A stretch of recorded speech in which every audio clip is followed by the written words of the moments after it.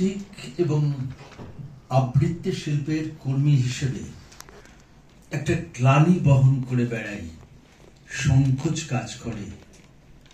Michael Madhusudan দত্তের কবিতা, তার সৃষ্টি নিয়ে কতটা চর্চা আমরা করি,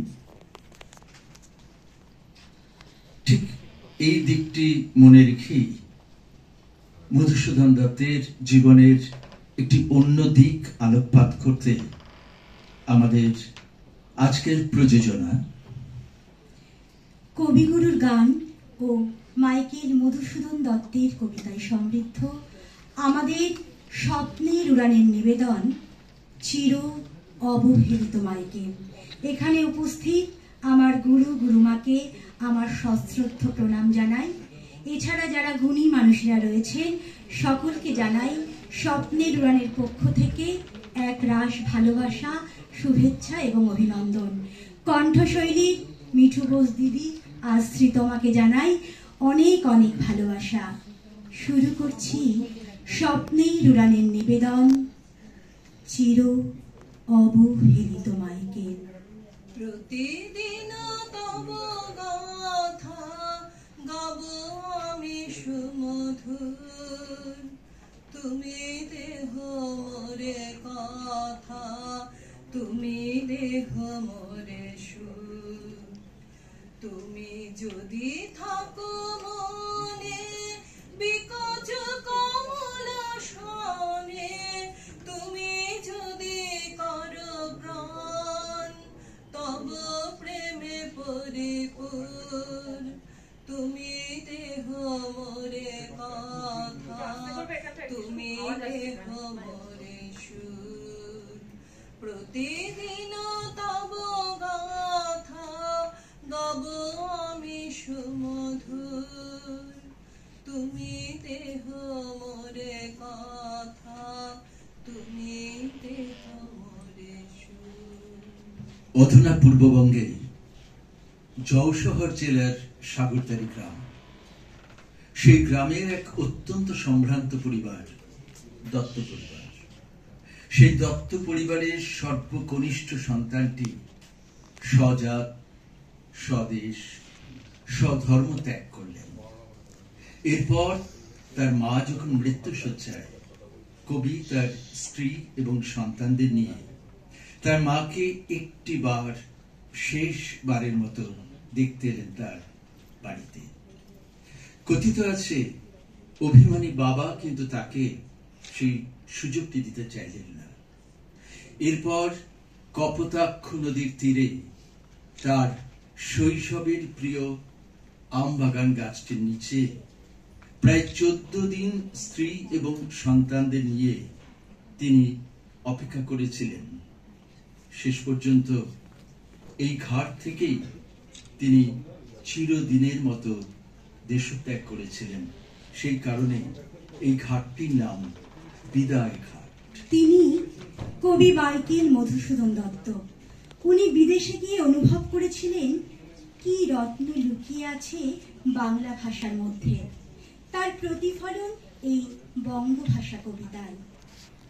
হে বঙ্গ ভাণ্ডারে তব বিবিধ রতন, তা সবে অবোধ আমি অবহেলা করি।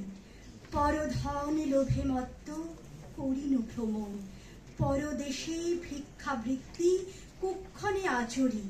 কাটাইনু বহুদিন সুখ পরিহরি, অনিদ্রায় নিরাহারে সপি কায় মন। মজিনু বিফল তপে অবরেণ্যে বড়ি, কেলিনু শৈবালে ভুলি কমল কানন। স্বপ্নে তবে কুললক্ষ্মী কয়ে দিলা পরে, ওরে বাছা মাতৃকোষে রতনের রাজি। এ ভিখারি দশা তবে কেন তো রাজি? যা ফিরি অজ্ঞান তুই, যারে ফিরি ঘরে। পাইলাম আজ্ঞা সুখে, পাইলাম কালে, মাতৃভাষার উক্ষণি পূর্ণ মনি জানে। তুমি শোনো যদি গান আমার সম্মুখে থাকি, সুধা যদি করে দান তোমার উদার আখি। তুমি যদি সুখ পরে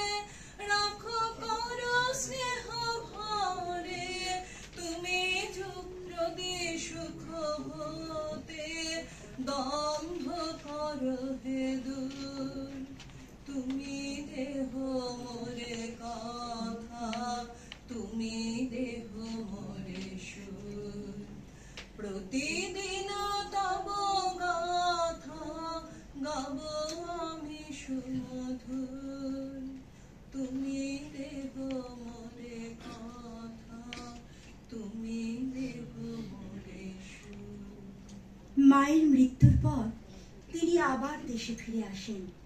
1873 খ্রিস্টাব্দে 29 জুন আলিপুর জেনারেল হাসপাতালে কপোর্তকহীন অবস্থায় তিনি মারা যান। মারা যাওয়ার আগে ব্রিটিশ কবি লর্ড জর্জ বাইরনের my native land good night কবিতাটির অনুসরণে কবি তার আক্ষেপের কথা বঙ্গভূমির প্রতি কবিতাটিতে লিখে গেলেন। আজ আপামর ভারতবাসী এবং সকল বাংলাভাষী মানুষের হয়ে তাকে শ্রদ্ধা জ্ঞাপন করব সেই কবিতাটির মাধ্যমে। রেখুমা দাসের মনে এই মিনতি করি পদে, সাধিতে মনেরও সাত ঘটে যদি পরমাত, মধুহীন করোনা গো তব মন কোকনাদে, প্রবাসে দৈবের বসে জীব তারা যদি খসে, এ দেহ আকাশ হতে নাহি খেদে তাহে, জন্মিলে মরিতে হবে অমর কে কোথা কবে, চিরস্থির কবে নীড় হায় রে জীবন নদে, কিন্তু যদি রাখো মনে নাহি ডরিমা সমনে, মক্ষিকাও গলে না গো পড়িলে অমৃত হ্রদে, সেই ধন্য নরকুলে লোকে যারে নাহি ভুলে, মনের মন্দিরে সদা সেবে সর্পজন, কিন্তু কোন গুণ আছে যাচিব যে তব কাছে,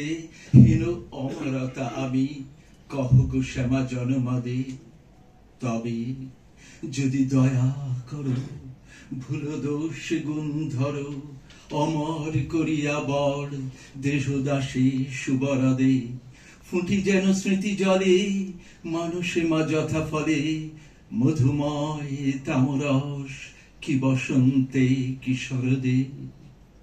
মনের বেদনা রাখো মা মনে, নয়ন বারিণী বর নয়নে, মুখ লুকাও মাধুলি শয়নে, ভুলে থাকো যতহীন সন্তানে।